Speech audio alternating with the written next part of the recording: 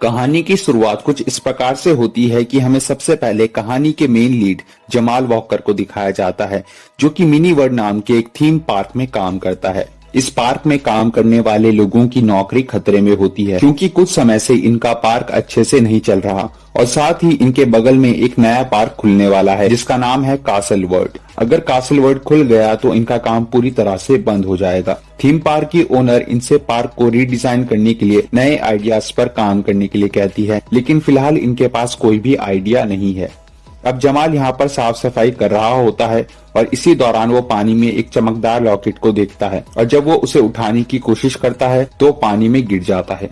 जब वो पानी से बाहर निकलता है तो वो देखता है कि वो किसी और जगह पर पहुंच गया है। वो वहाँ पर एक आदमी से मिलता है जिसने पुराने जमाने के कपड़े पहने हुए थे। अब जब जमाल आगे जाता है तो उसे कासल दिखाई देता है। उसे लगता है कि वो गलती से कासल वर्ल्ड नाम के उस थीम पार्क में आ गया है जिसका कंस्ट्रक्शन का काम अभी चल रहा है। उस कासल के गेट पर दो गार्ड्स जमाल को रोक लेते हैं और पूछते हैं कि तुम कहाँ से आए हो, जिस पर जमाल कहता है कि मैं नॉर्मंडी से आया हूँ। दरअसल यहाँ पर एक फ्रेंच मिनिस्टर आने वाला था, इसलिए गार्ड्स को लगता है कि जमाल ही वही मिनिस्टर है और वो उसे अंदर जाने देते हैं। अंदर जाने पर जमाल देखता है कि अंदर मौजूद लोगों के कपड़े और पूरा का पूरा बाजार पुराने जमाने के हैं। ये देखकर जमाल कासल वर्ल्ड वालों से बहुत ज्यादा इम्प्रेस हो जाता है। तभी उसकी नजर एक लड़की पर पड़ती है जिसका नाम विक्टोरिया है। वो विक्टोरिया के पास जाकर उससे बात करने की कोशिश करता है। उसी दौरान यहाँ पर सेनापति आ जाता है जो लड़कियों को छेड़ रहा होता है। वो विक्टोरिया के पास आकर उसे भी छेड़ने लगता है। ये देखकर जमाल को गुस्सा आ जाता है और वो उससे कहता है, अगर तुमने अपनी हरकतें नहीं सुधारी तो तुम्हारे साथ बहुत बुरा होगा। इसके बाद सेनापति अपनी तलवार निकालकर उसकी गर्दन पर रख देता है, पर जमाल हंसने लगता है और उसका मजाक उड़ाता है और ये देखकर वहाँ के सभी लोग उससे बहुत इम्प्रेस हो जाते हैं। इसके बाद सेनापति जमाल को पकड़कर राजा के पास ले जाता है जहाँ पर राजकुमारी भी मौजूद होती है। राजा उसे देखकर बहुत इम्प्रेस होते हैं। दरअसल राजा ने अपनी बेटी की शादी नॉर्मंडी के राजकुमार से तय की है, इसलिए राजा को लगता है कि जमाल उन्हीं का आदमी है। वो उससे पूछते हैं कि वो कब तक आएंगे, जिस पर जमाल ऐसे ही कोई भी तारीख बता देता है। इसके बाद वो बाहर जाता है जहाँ पर एक गुनहगार को सजा दी जाती है। सबके सब बहुत शांत और परेशान होते हैं, पर जमाल यहाँ पर एंजॉय कर रहा है क्योंकि उसे अभी तक लग रहा होता है कि वो किसी थीम पार्क में है। और जब जमाल उस आदमी के मरने के बाद उसकी सिर को उठाता है तो उसे पता चलता है कि ये कोई थीम पार्क नहीं बल्कि सच में उसे मार दिया गया है और ये सब नकली नहीं बल्कि असली है। जिसके बाद वो बेहोश हो जाता है। जब उसे होश आता है तो उसके सामने विक्टोरिया होती है। विक्टोरिया उसे अपने साथ इसलिए लाती है क्योंकि जमाल के पास जो लॉकेट था वैसा ही लॉकेट उसके पास भी होता है। वो जमाल को बताती है कि तुम भी उसी ग्रुप से हो जिस ग्रुप से मैं हूँ। हम राजा के खिलाफ हैं।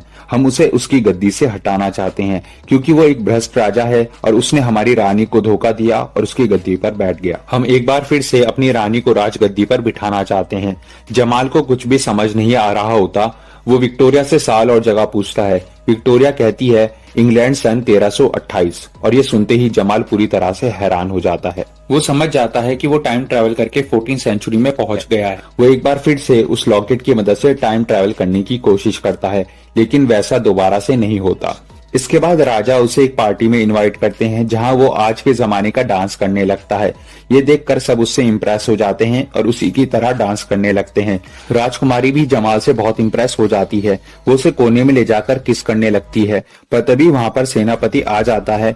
वो जमाल से कहता है, तुम्हारी राजकुमारी को छूने की हिम्मत कैसे हुई। वो तुरंत अपना खंजर निकाल लेता है। ये देखकर जमाल एक कपड़े को पकड़कर वहाँ से भागने लगता है, लेकिन गलती से वो राजा के ऊपर गिर जाता है और ये जमाल की खुदकिस्मती होती है क्योंकि उसी दौरान कुछ लोग राजा पर हमला करने वाले थे। ये देखकर राजा भी जमाल से बहुत इम्प्रेस हो जाते हैं और वो अपने सेनापति को उसके पद से हटा देते हैं क्योंकि उसने उनकी सुरक्षा में काफी कमी छोड़ी थी। अगर आज जमाल नहीं होता तो वो शायद मर चुके होते। वो जमाल से इतना इम्प्रेस हो जाते हैं कि वो उसे सेनापति बना देते हैं। वो सेनापति तो बन जाता है, लेकिन उसे पता नहीं होता कि सेनापति करता क्या है। इसलिए वो अपने सिपाहियों को उल्टी सीधी तरकीबें बताता है जो कि किसी के समझ में नहीं आती। वो उन्हें कहता है कि किले के बाहर एक डरावना सा मुंह बना दो जिसे देखकर दुश्मन डर जाएंगे और वो हमला नहीं करेंगे। अगले दिन जमाल राजा के साथ एक किसान के घर जाता है जिसके ऊपर इल्जाम होता है कि उसने राजा के खेल से एक सलजम चुराई है। राजा जमाल को उसका सर कलम करने का आदेश देता है, मगर मगर जमाल राजा के वहाँ से जाने के बाद उसे नहीं मारता,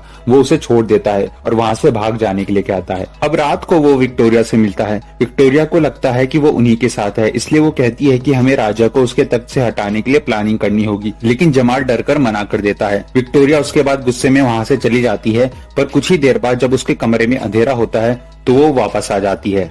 अगली सुबह नॉर्मंडी के राजकुमार का असली आदमी आ जाता है। राजा समझ जाता है कि जमाल ने उसे धोखा दिया है, इसलिए वो नॉर्मंडी के उस मंत्री के साथ जमाल के पास जाता है, लेकिन वहाँ जाकर वो पूरी तरह से हैरान हो जाता है। वो देखता है कि जमाल के साथ उसकी बेटी भी मौजूद है।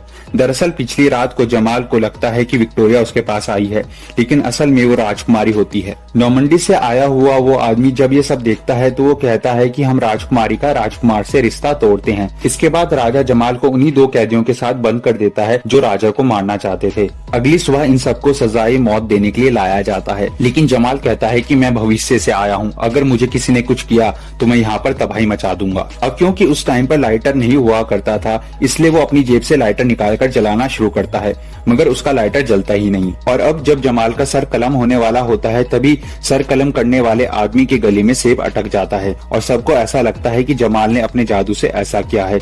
सब लोग उससे डरने लगते हैं और तभी जलते हुए तीर आसमान से बरसने लगते हैं। दरअसल बाहर वो लोग होते हैं जिनके लोगों को यहाँ पर सजाए मौत दी जा रही होती है, जो लोग बंदी होते हैं। ये वही ग्रुप है जिस ग्रुप की विक्टोरिया होती है और वो जमाल और उन दोनों लोगों को बचाकर ले जाती है। और अब बाहर निकलने के बाद जमाल उस आदमी से मिलता है जो झील से निकलने के बाद पहली बार उससे मिला था। जमाल को पता चलता है कि ये पहले रानी का खास सिपाही यानी सेनापति हुआ करता था, पर जब राजा ने धोखे से रानी की गद्दी को हड़प लिया तो उसने इसे भी निकाल दिया और इसके बाद ये आदमी एक शराबी बन गया।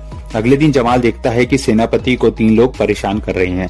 जमाल उन्हें रोकने की कोशिश करता है पर वो जमाल को मारने लगते हैं। ये देखकर सेनापति का सोया हुआ जमीर जाग उठता है और वो उन तीनों को मारकर वहाँ से भगा देता है। अब जमाल सेनापति को लेकर उस जगह पर आ जाता है जहाँ पर सारे बागी होते हैं, पर ये देखते हैं कि राजा के लोगों ने यहाँ पर तबाही मचा दी है और साथ ही वो लोग विक्टोरिया को भी पकड़ कर ले गए हैं। सबके सब बहुत हताश होते हैं, पर तभी रानी जो इनके बीच में ही छुपकर रह रही थी वो अपना मुखौटा हटाती है और ये सब उन्हें देखकर बहुत खुश हो जाते हैं।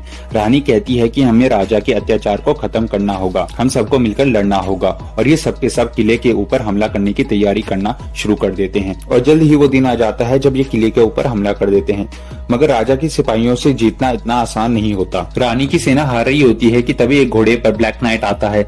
दरअसल इस जगह पर ब्लैक नाइट की कहानी बहुत फेमस होती है, जो अपने मुंह से आग निकालता है और उसे देखने के बाद सब लोग डरने लगते हैं। ब्लैक नाइट रानी की सेना की तरफ से राजा की सेना से लड़ रहा होता है, पर तभी ब्लैक नाइट एक लकड़ी से टकराकर नीचे गिर जाता है और उसका हेलमेट भी उतर जाता है और तभी सब लोग देख लेते हैं कि वो और कोई नहीं बल्कि जमाल है। दरअसल जमाल ने भी उस ब्लैक नाइट की कहानी सुनी हुई थी और इसलिए वो उसका भेष बनाकर आ जाता है। वहीं किले के ऊपर राजा को दिखाया जाता है जो कि अपने पुराने सेनापति को कहता है कि सुनो, तुम जल्दी से जमाल को मार दो, इसके बदले में मैं तुम्हें दोबारा से सेनापति बना दूंगा। मगर सेनापति राजा को नीचे धक्का देकर उसे जान से मार देता है और खुद को राजा घोषित कर देता है। उसके पास विक्टोरिया भी होती है और जब जमाल विक्टोरिया की आवाज सुनता है तो वो उसे बचाने के लिए किले के ऊपर जाता है जहाँ पर वो सेनापति से लड़ता है। जमाल ने युद्ध की प्रैक्टिस पहले से ही कर ली थी, इसलिए वो सेनापति पर पूरी तरह से हावी हो जाता है और अंत में उसे हरा देता है। लेकिन सेनापति अब भी जिंदा होता है, इसलिए वो एक बार फिर से जमाल पर हमला करने की कोशिश करता है, लेकिन तभी रानी का सेनापति पीछे से तीर मारकर उसको खत्म कर देता है और इसी के साथ रानी जीत जाती है और उसे फिर से अपना किला वापस मिल जाता है। इसके बाद जमाल एक आखिरी बार विक्टोरिया से मिलता है और अगले ही पल जैसे ही उसकी आंख खुलती है तो वो देखता है कि वो वापस 21वीं सेंचुरी में आ गया है। उसके लोग उसे बताते हैं कि वो गिरकर बेहोश हो गया था, मगर जमाल को पूरा यकीन होता है कि वो टाइम ट्रैवल करके 14वीं सेंचुरी में गया था। फिर 6 महीने बाद का समय दिखाया जाता है जहाँ पर हम देखते हैं कि जमाल ने अपने पूरे थीम पार्क को उसी तरीके से डिजाइन करवा दिया है जिस तरीके से 14वीं सेंचुरी के किले हुआ करते थे, जिसके बाद इनका थीम पार्क बहुत ही अच्छे से चलने लगता है। अब एक दिन इनके थीम पार्क में एक लड़की आती है जिसका नाम निकोल होता है, जो कि बिल्कुल विक्टोरिया की तरह दिखती है।